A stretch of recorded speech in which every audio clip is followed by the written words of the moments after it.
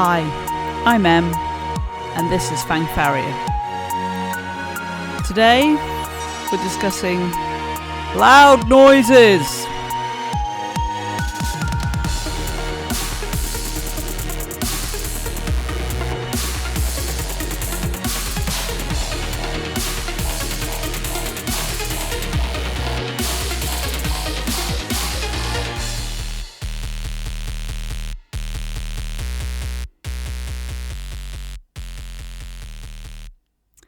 When compared to the general population, the rates of hearing loss and tinnitus amongst dentists is doubled.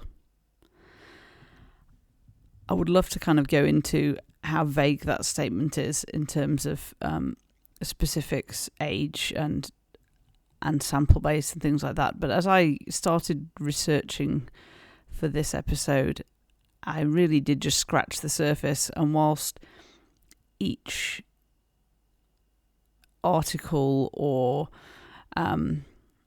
published piece on this says that there's lots of research that's gone into this because it's of particular interest of hearing loss for dentists, the quality of the research doesn't strike me as being huge. As I say, I'll have to go back and do a bit of a deeper dive on it. Some of the stuff is good, some of the stuff's a bit vague. There's another study that compares dentists to doctors, and again gives you that generic that compared to doctors, the rate of hearing loss and tinnitus is doubled. So yeah, I'm not too sure. I think there's lots more research could be done in this area.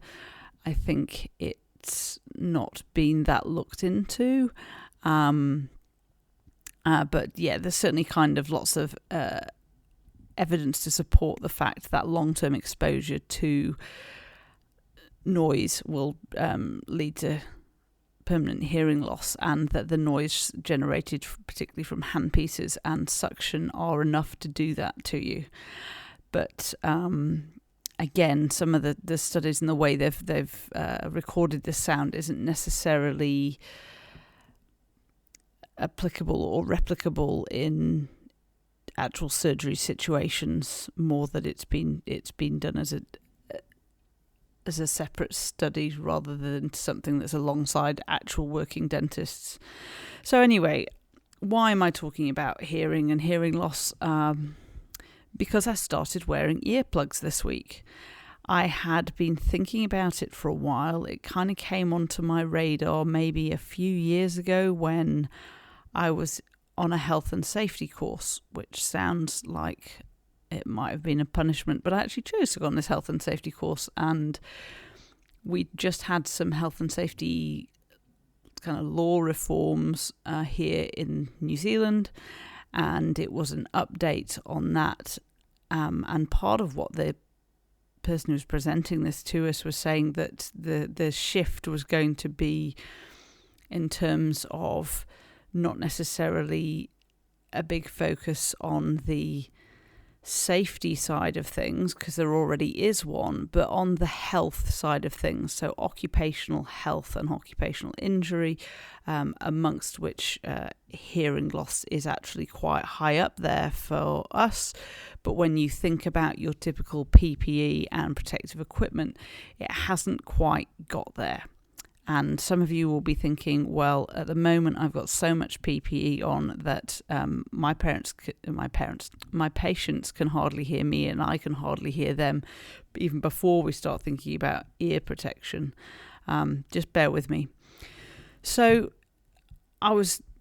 I'd been looking into it, and I'd ordered some earplugs. I'd put some posts in a couple of Facebook groups to kind of gauge who was wearing them and why and what they recommended and who swore by what. And I think it's one of those, no size fits all, because some people will get on with a relatively budget approach to it, and some people will need a more custom approach. It's no different to us and our bite splints. There's the soft suck down splint you can make in the lab at your surgery, or there's the kind of all singing, all dancing one that the lab can make for you, and the prices reflect which ones you have.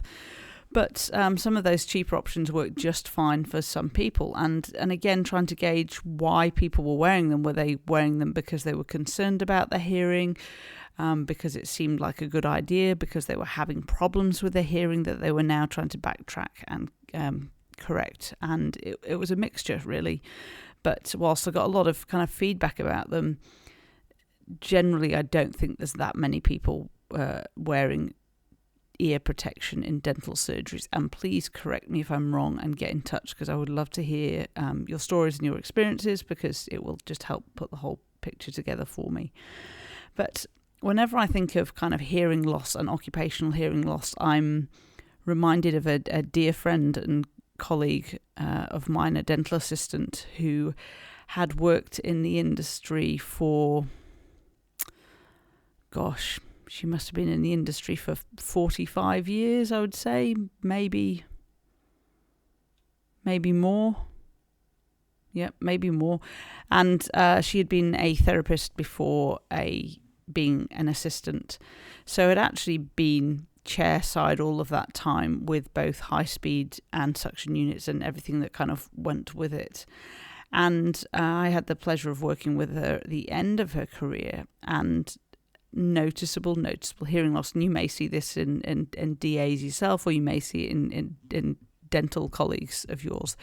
You tend to notice it more with someone you're working with in the surgery, because you're actually trying to communicate to them and with them over those existing noises that have caused the problem, which can be quite difficult.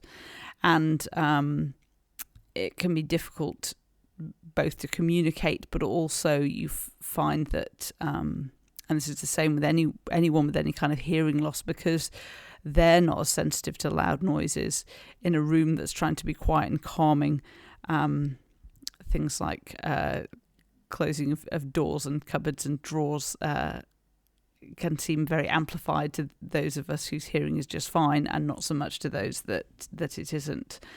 But again, she got to a point where looked at hearing aids, and they, a couple of things that hearing aids didn't help with. One is that because they're on the ear and round the ear rather than just in the ear generally, you've got masks, you've got glasses, you've got all sorts of things that get in the way of being able to pull them out and have general difficulties with them. So one, they weren't particularly practical to wear. But another thing is that with noise-induced hearing loss versus aging hearing loss, is that actually hearing aids are of limited use. And certainly her feedback and feedback I've had from others is that what happens is they amplify all of the range of sounds. So all that happens is the stuff you can already hear gets really loud, and you can just about hear the stuff that you weren't hearing before, but the loudness of the other stuff puts you off, and you'd rather be back in silence. So it's a preventable thing. And like a lot of these preventable things, if we're not doing anything about it, our perception of our own hearing is normally that it's a bit better than it probably is. And it's normally quite far down the track that we seek help for hearing loss. So why aren't we kind of getting on top of it, in front of it? I was thinking this, so I'd ordered some earplugs myself, and then I had my head injury nearly 2 weeks ago, and found that not only was I not enjoying loud noises, this is just at home, it's the school holidays, my children are loud noises, but not enjoying loud noises, but also I was experiencing a lot more kind of auditory and cognitive fatigue than I would normally do. So I've been kind of watching the postman for a while, because I've been waiting for these to arrive from Australia, I think it is, and good old COVID times, everything's taking a long time to kind of get through, and they arrived just in time for me to go back to work. So I've been wearing them this week. My concerns before wearing them were that I would find it uncomfortable and irritable. I am an in-earphone wearer at the gym, and I find that if I wear them for too long, my ears get irritated and get quite itchy. Also, if you're doing things like trying to talk with them in that just your jaw movements and the flexion of your ears is such that they will dislodge and they will move, and you're constantly having to fiddle with them and reseat them and get them kind of in deep enough. I'm happy to report that wasn't the case. These things have actually been quite comfortable because they don't have any kind of solid component in the middle. So if you imagine when you're talking and everything's kind of moving, they're actually just flexing with you rather than being something rigid and something irritating. But as I say, I didn't actually get them for my head injury. I got them because I work in 2 surgeries with aging chairs and suction units, and the newest place of work to me is a very noisy room. I have suction issues. I have noise from the actual chair and the like the handpiece unit in the chair. The compressor is in the room next to me, and that gets very noisy when all the surgeries are working together. And I have issues in the handpieces as well in terms of older handpieces and poor output and different kind of sounds off those. And I was just finding it a very noisy place to be, and I've had times and days where I've just left with headaches, and I've actually struggled with, certainly with new patient consults, talking to patients and being able to hear them over everything that's going on in the room. So I thought, well, enough is enough. We are getting new equipment, but like my earplugs, they're going to take a long time to get here. So I started wearing them and thought I'm going to be deaf by the time they get here otherwise. So I took a bit of a leap. But it's funny how I was still quite reluctant to do it because it's not routine. You don't see everyone doing it. You think about, well, are patients going to question the safety levels of the noise in the room? Is it a bit rude that I'm going to wear them and my nurse isn't going to be wearing them, and that nobody's providing them for her?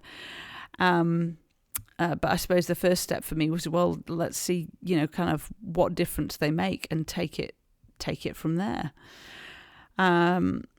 It's one of those things that you say, well, it's a noisy room. Why don't you get someone in to measure the noise levels? And what came out of a lot of these studies is it's not that simple, because whilst there is noise coming from the high speed and the suction, it's relatively intermittent most of the time. If you have equipment that's just monitoring the background noise room, it's not going to pick up what you're picking up with your ears, because you think how close you are to the suction unit and the actual high speed when it's going in terms of distance from your ears to it. It's quite different. So it's going to be amplified in that way, in the same way that when you go to a concert and you've got those ringing ears the day after, it's worse the closer you've been to the speakers and the louder the music's been. Similar kind of thing on a lesser scale with your exposure in the surgery. In fact, that kind of initial hearing loss is called a temporary threshold shift. And what it means is that after you've been exposed to particularly loud noises above a certain decibel level for long periods of time, you will get a temporary drop in hearing after that exposure. And it's a protective mechanism or adaptation within the ears that basically dampens your hearing, so you won't be further damaged by said loud noises. And you will recover from that. But if you're being exposed for too long and too frequently, those changes can become permanent, which is where it kind of ties in with this occupational risk within the surgery. And other things, apart from being closer to it, is that it's not a very forgiving sound for it's not a very forgiving environment for absorbing sound. So if you think of the other extreme, so I was interviewed for a radio program / podcast or a year or so ago, and actually went into the studio to record it. And you go in there and everything is sound dampened. So the walls are all covered in that funny spongy foam, and everything in the room is designed so that it won't create any extra noise or any extra echo or anything like that. Now, a clinical room is kind of the opposite. It's all hard, shiny, cleanable surfaces, minimal furniture, and generally quite echoey. And I'm quite sure that part of the reason most of us have music on is that otherwise the sounds of the dental instruments just on the teeth, this isn't, high speeds and stuff, they're just probes and things, sounds kind of deafening and echoey, so that we're actually in an environment that's terrible for sound management. And I suppose kind of an initial way around that might be having kind of things on the walls that aren't surfaces as such that are absorbing a bit of that sound. Yeah, it's just a really unforgiving environment. And it feels like an odd thing to do, because communication in our world is huge, and our only real options for it, because we can't suddenly reduce the sound coming from the high speed, because it's compressed air and it's rotary, and that sound comes from like a musical instrument. It comes from the air being forced through and getting that speed off it. And to that point, I would say that at this newer practice, when I was having problems with a handpiece, I knew when it wasn't actually fast enough or performing well enough, because you could hear musically the pitch wasn't high enough. And I've had to kind of double check this week, because I'll go on to kind of how I found the earplugs. But one of the strange things was when I was using the high speed was it's not that I can't hear it, but it didn't sound high enough. So it didn't give me much confidence that it was doing what it was meant to do. But with earplugs in, you think it's another barrier to communication, because you are blocking certain things out. And in our world, communication is huge. Not only is it important in terms of diagnosing and getting on with our job, it's important in terms of relationship building, and it's particularly important in complaints prevention, because so much of complaints are centered around communication and being on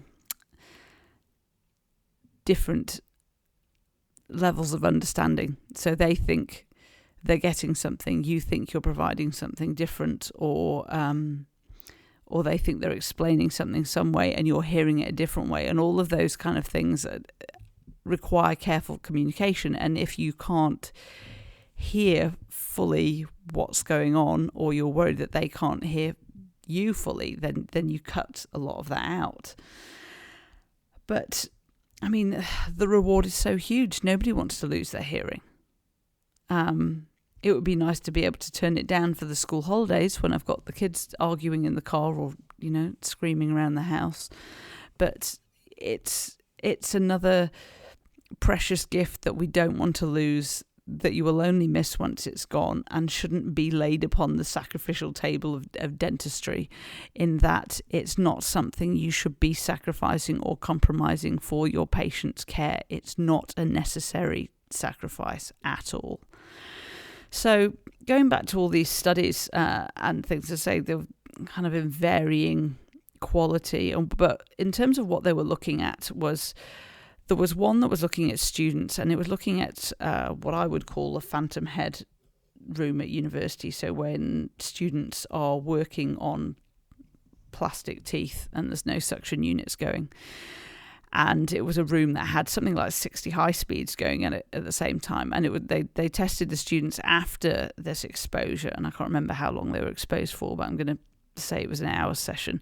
And they realised that they experienced a 15-minute temporary threshold shift, so that kind of drop in hearing that was protective after loud noise exposure from just that.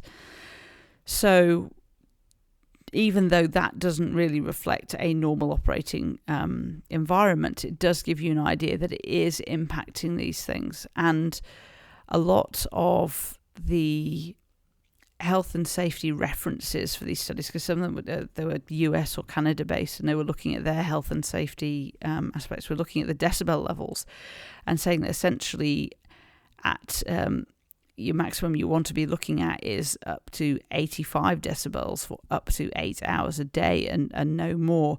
And if you were looking at the 94 decibel range, then for an hour or less a day. Now, this kind of comes into, they've done all sorts of kind of measurements on the sound output of handpieces. So they were saying that handpieces on their own can be anything from a 70 to an 84 decibel output. So already you're right at the upper limits of what you can listen to all day long, just the handpiece on its own. Older handpieces being noisier, and I'm not too sure how this was measured in terms of how far away from it you would be to get that kind of exposure. They also looked at suction units, and as anyone that's worked in many surgeries would tell you that no one suction unit is the same. Again, that would vary on age and efficiency, because you could argue some of the newer, stronger units are more powerful, and when they're on and when they're obstructed are a lot higher kind of decibels. Or you could say, like I've got older ones that are hissing in the background all the time, are just a constant noise. But what they've kind of put down in these studies is that an obstructed suction puts out 96 decibels. So that's way over what you should be exposed to for 8 hours. And it's into that you should only be listening to this for an hour or less. Obstructed suction. So obstructed suction I take to mean when you're actually sucking something up. So whether that's saliva or bits of stuff versus it just sat unobstructed in the air or on the stand. So unobstructed, it's 79. So it's still significant on its own. I'm not quite sure where they came up with the combination that the two of them would be, so suction and handpiece would be about 95. Because surely if an obstructed suction is more than that than if it's obstructed suction with handpiece. So if you're using a handpiece with water, then it's going to be up there. And there were other references to whether or not the high speed was cutting. So you've got the high speed sound, and then it's increased when you're actually cutting tooth. Just in the same way that your slow speed, if you're adjusting an acrylic denture, is a lot louder when it's actually contacting acrylic or whatever else you're grinding down.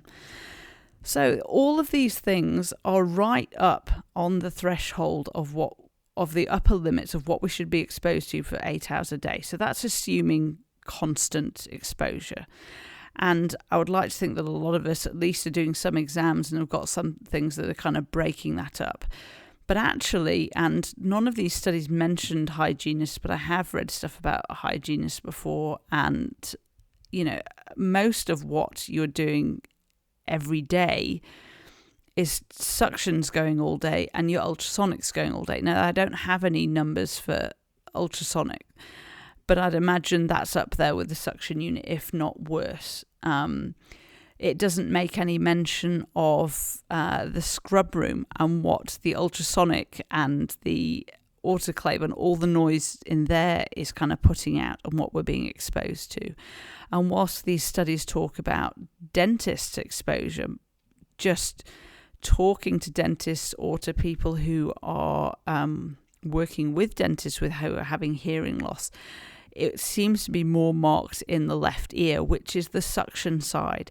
And if it's the suction side and you've got someone like my lovely DA who had worked a full career in the profession, you've just got that constant thing. And they're also you're flushing the suction at the beginning and the end of the day. There's lots more exposure to all these sounds. So we're actually in this really high risk. So it's not surprising that we're getting these figures like double the risk of hearing loss and double the risk of tinnitus. So tinnitus is a slightly different thing. It's that ringing in your ears, and I've read statements that say up to 96% of the population have some form of tinnitus, and most of us just cope with it. And after you've been listening to this, if you switch it off and you're stuck with just you and your sound, or if you're off to sleep, you'll probably be listening out for your own tinnitus tonight. But it's something that's there and it's in the background, and most of us get on with it just fine. There is a really small percent of people who have a real problem with it, and it's almost signals to them a threat, like a primary threat, and they have a lot of anxiety around the hearing side of it. And again, kind of earplugs and things don't really address that, because it's actually more the psychological aspect of how you are managing and dealing with and interpreting that noise. But that said, tinnitus itself has got an associated Alzheimer's risk. Now, whether that's related to the fact that it increases sleep loss, because loss of sleep will give you an increased Alzheimer's risk, but they reckon it's because what happens is the underutilized auditory neurons get repurposed. I couldn't tell you in which way, but that's how they kind of cited that there were problems cognitively in terms of not just Alzheimer's, but concentration and fatigue, but also fine motor skills. There are all sorts of things kind of linked to it, but I would say it would be a very weak link, because the people they're looking at this in, I'm sure that hearing exposure is not their only risk factor for these things. So I mean, I've just been harping on about looking after your ears really today, and I'm happy to report that I've had a good week with my earplugs. I've managed to wear them all day. I've still been able to hear voices. I've still been able to hear music. It doesn't cut down the noise in the surgery in terms of background noise, but you hear the lower range and not the really high range. So I notice it when I've taken it out. Some of these studies were also looked at kind of different specialties. So there are some people that don't actually listen to the high speed or the suction that much all day. So if you're in a specialty that has managed to, I don't know, cut out a lot of restorative dentistry that does that, or a lot of hygiene work, it reckoned that the peak one was actually pediatric dentists, or those working in pediatrics. But they put that down to the added effect of children screaming. And I found that quite disturbing. I hope that there isn't an awful lot of children screaming in pediatric clinics around the world, but there you go. That's what they mentioned. So what to do next? Have a think, have a look, see what's going on in your life, weigh it up. Earplugs can be as cheap as, kind of $4 for a pack of however many, and just the foam ones, they're the ones that you kind of squish up and put in your ears. I have used those. I've used them for shooting, and I've used them for other things, but I find that they just work their way out because they gradually expand, and as you were talking, they kind of move and wiggle their way out into less useful places, but they're better than nothing. You'd have to probably put them in and take them out for when you're talking to your patient, because they're not easy to communicate with them in, and they will block out just about everything. The ones I went for are essentially kind of an off-the-shelf musician, although marketed to dental earplug. I didn't get them for free, and I don't get paid by them, but they are ear jobs, ear erasers, I believe, and they came, although I ordered them from a New Zealand site, they came through Australia. The downside of that is, whilst they are off the shelf, they do come in different sizes, so having an idea of what size you are.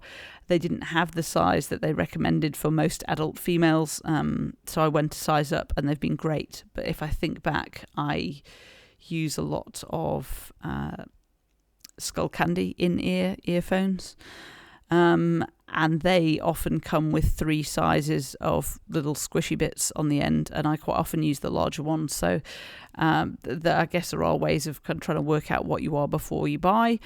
They come in at about $70, and then if you want, kind of something custom made, then you have to go to kind of a hearing clinic or somewhere that provides hearing aids and things like that. And what they do is they take an impression of your ear and then make something custom for you.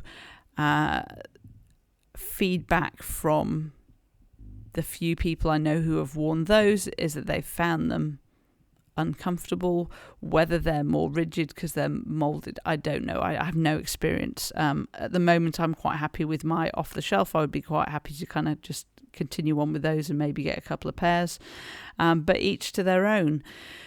But it's one of those things. Your ears, you know what's going on. Some of us are more sound susceptible than others. I would certainly advise, if you have a family history of hearing loss and this is your job, particularly I would say if you're a hygienist, because I think the risks there are higher, although there aren't really the studies to prove it. That's just me talking out loud.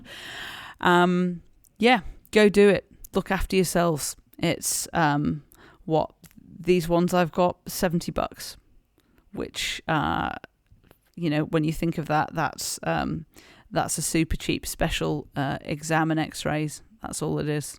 All right, take care of yourselves. I'd love to hear kind of if you are wearing earplugs, if what your experiences have been, or if you are having kind of hearing loss problems. So as always, find me on Twitter at Fang_Farrier. And I'm on Facebook too. It's Ems Courtney. All right, take care of yourselves. Catch you next time.